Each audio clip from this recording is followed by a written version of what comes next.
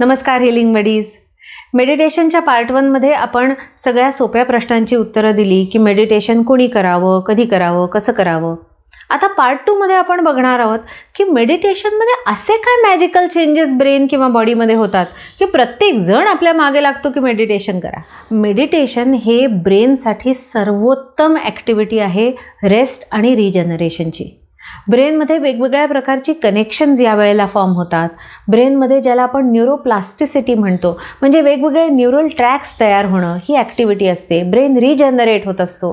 नुसतंच असं नाही तर ब्रेनमधली न्यूरोकेमिकल्स वेगळ्या प्रकारांनी आणि चांगल्या हेल्दी प्रकारांनी तयार होत असतात. ब्रेनच्या वेव्सबद्दल पण तुम्ही ऐकलं असेल. तुम्ही जेव्हा स्ट्रेस्ड असता तेव्हा बीटा वेव्ह इलेक्ट्रिकल ॲक्टिव्हिटी चालू असते. मेडिटेशनमध्ये तुमच्या ब्रेनमध्ये थीटा वेव्ह ॲक्टिव्हिटी चालू असते आणि थीटा वेव्ज या हीलिंगसाठी, माइंड आणि बॉडीच्या हीलिंगसाठी अतिशय उत्तम वेव्ज समजल्या जातात. नुसतंच हे नाही तर तुम्ही जर रेग्युलरली ध्यान करत असाल तर तुमच्या ब्रेनमध्ये गॅमा ॲक्टिव्हिटी तयार होऊ शकते. गॅमा इलेक्ट्रिकल वेव्ज या तुमच्या मेमरी, कॉम्प्रिहेन्शन, कॉन्सन्ट्रेशन यासाठी बेस्ट समजल्या जातात.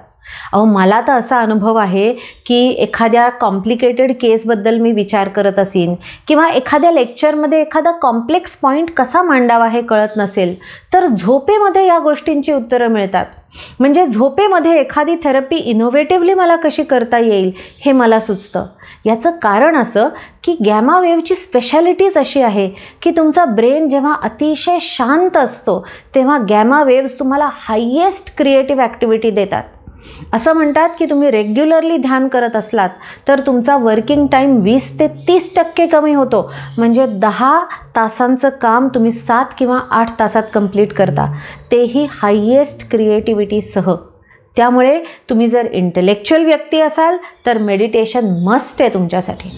ध्यानाचे शरीराला तर असंख्य फायदे आहेत. सगळ्यात पहिलं आणि बेसिक म्हणजे ध्यानामध्ये पॅरासिम्पथॅटिक सिस्टीम ॲक्टिवेट होते. त्यामुळे स्ट्रेस आणि ताणाचे जे काही इफेक्ट तुमच्या शरीरावर झालेले असतील ते सगळे नलिफाय व्हायला याने मदत होते. म्हणजे तुमचा हार्ट रेट नॉर्मलला येईल, तुमची ब्लड शुगर, तुमचं ब्लड प्रेशर नॉर्मलला येईल, तुमच्या शरीरामध्ये चांगल्या प्रकारची फॅट्स किंवा चांगलं कोलेस्ट्रॉल तयार होईल. ऑर्थोपेडिक प्रॉब्लेम तर जवळजवळ 80% ध्यानामध्ये नाहीसे होतात कारण तुमच्या मसल्स रिलॅक्स व्हायला मदत होते. मेडिटेशननंतर चष्म्याचा नंबर कमी झालेली उदाहरणं आहेत कारण आपल्या डोळ्याच्या मसल्स रिलॅक्स झाल्यामुळे डोळे बेटर ॲडजस्ट करू शकतात इमेजेसना. तुम्ही डोसबद्दल ऐकलं असेल, म्हणजे डोपामिन, ऑक्सिटोसिन, सिरोटोनिन आणि एंडॉर्फिन.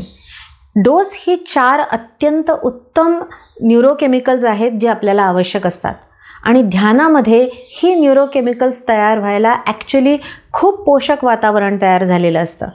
त्यामुळे मेडिटेशनमध्ये आपल्या शरीरामध्ये उत्तम बायोकेमिकल चेंजेस होतात. आता मेडिटेशनमध्ये बायोलॉजिकल क्लॉक स्लो होतं आणि त्यामुळे अँटी एजिंग होतं, हे तर मी मागच्या काही व्हिडिओमध्ये तुम्हाला सांगितलेलंच आहे.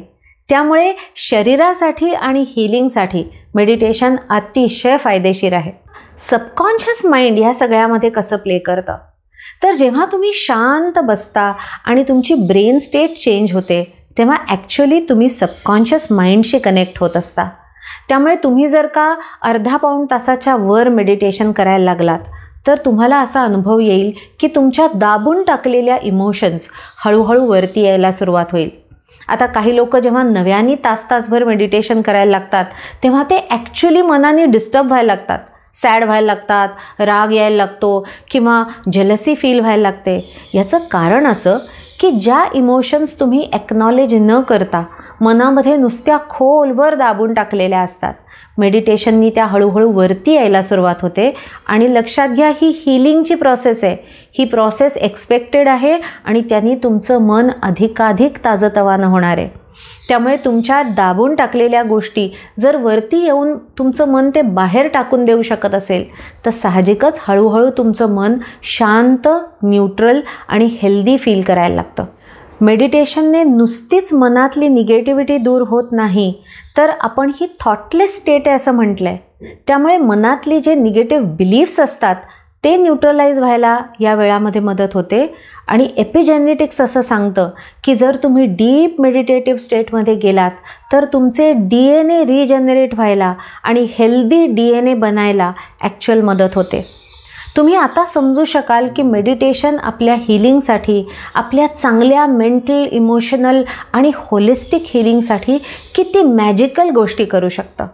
आता जर मेडिटेशनचे एवढे फायदे असतील तर वर्ल्ड मेडिटेशन डे एकच दिवस का सेलिब्रेट करायचा? चला आपण रोज मेडिटेशन करायला सुरुवात करूया आणि रोज मेडिटेशन डे सेलिब्रेट करूया.